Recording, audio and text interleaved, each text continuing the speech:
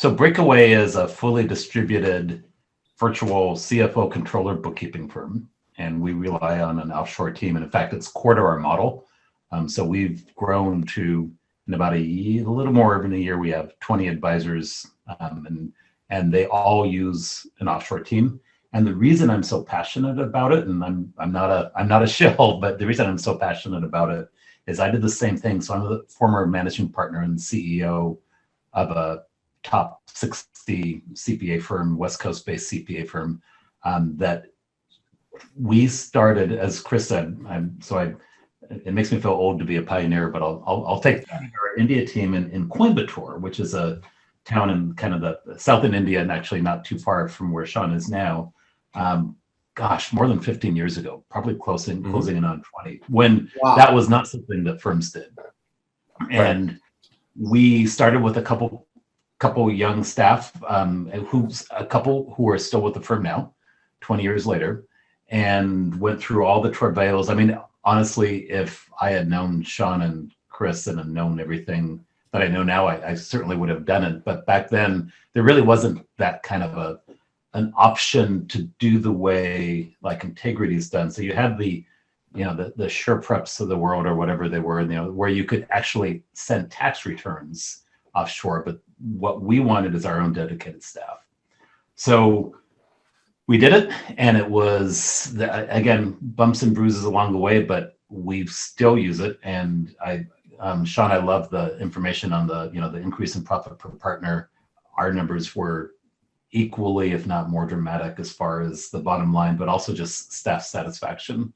And we, over the course of the years, we probably sent 20 people there to train. So a little bit different than your model, but or the Integrity model, but still, it truly changed the firm, not only from a profitability perspective, but just from, we're founded in Salem, Oregon, that's small town in Oregon. It really helped the firm just kind of in its outreach and its outlook.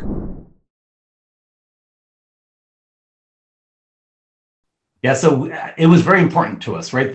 And I know this about Integrity as well. I mean, I had to be able to look our clients and our partners in the eye and say that we treat the team in India no differently than we treat our team stateside, which is with compassion and values. And so it was important to go meet the team. So I've probably been to India maybe 18 times.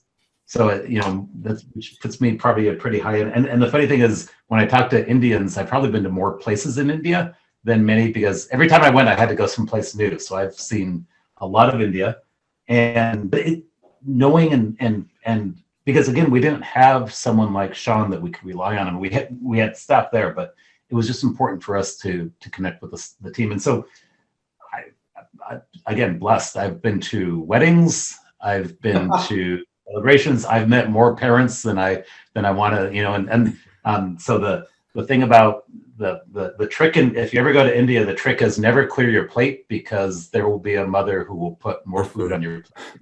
You have to leave food on your plate, otherwise you will eat more than you intend to. Really great question, Sean.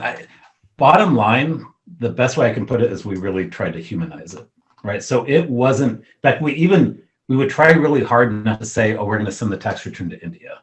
We would say we're going to send the tax return to Rashmi or to Thiru or to, so it was about sending into that human has their own, not only the positives, right? Because they're highly trained, very well educated, driven, want to progress in their career, but also they're humans, right? Which means they might have a sick kid, or they might have made a mistake. I mean, the biggest thing that I learned was, don't treat it like a magic button, right? Where, okay, just because we're offshoring does not mean that the return's going to come back or the audit's going to come back perfect. No, there could be mistakes. Right. And then you dialogue and you figure out where the mistake lies. Oftentimes it lay as much on our side, which is bad information, garbage in, garbage out, than it was on the team side.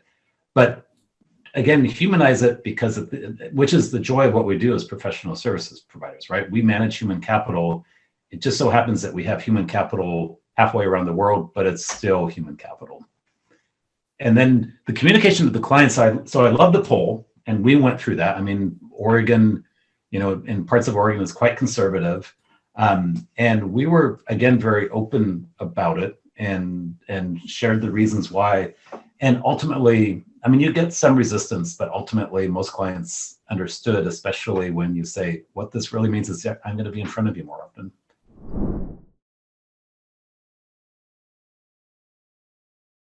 We ended up with the concept we called a champion. And so we really wanted someone stateside. So it was a little bit more of a funnel point, rather than having 10 people in Oregon communicating with I mean, certainly the 10 people could communicate with the 10 people in India, but we found it better to have one person who was checking in with the team, the India team. And so we called it the champion. And they were the ones who thought this was an awesome thing. And they wanted to get to know the team better, and learn more about the culture. So they're the ones that spent more time learning about, cricket and Bollywood and so that they could actually have real communications with the India team and just make it kind of, again, be that not literal translator, but kind of work translator. That really worked effectively. Yeah, so and this actually was the point I was going to make. We again tried really hard. So we would celebrate the same things that we did stateside, we do in India. So if we celebrate work anniversaries, we'd celebrate someone had a baby. We, and again, arrange. We knew the local baker. Indians love sweets. So me too. Likewise, there's nothing better than Indian ice cream. So we would send cakes for work anniversaries and marriages, and so again, and that just it eliminated all the stigma. And then when one of our partners or managers went to a client and said, "Hey, by the way, you need to sign this consent because we might send you return to India," if there was any response, it was like, "Well, no, we know these kids. I mean, we know these associates. We know their quality. I've met their family," and so it wasn't. In fact, we never used the word offshore. We just said that we have a distributed staff, and that was again back in the day when back to the graph you showed, Sean. There's probably only 3% of the accounting firms who are doing it.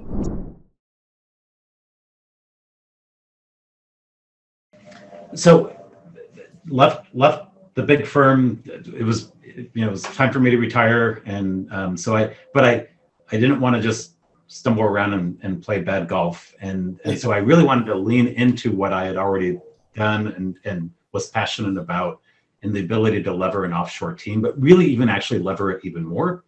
So, and then of course I'm not, I don't have the access to the original the team that I built, but using an offshore team to really empower bookkeepers, virtual CFOs, virtual controllers, and not having any of the other drag of a big firm. So we have people from industry who are doing it. We have kind of some people who've retired and want to do this as a little bit of a side hustle, and others who are saying, nope, I want to build a complete book of business. We don't do tax, we don't do a test. It's just the bookkeeping and controller work.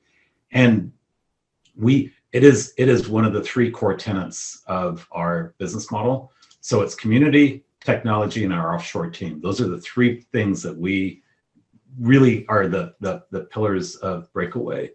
So we're and again, when we talk to our potential clients, when we talk to our team members, it's just core to who we are and core to our model. And it's really been why we've been as successful as we are.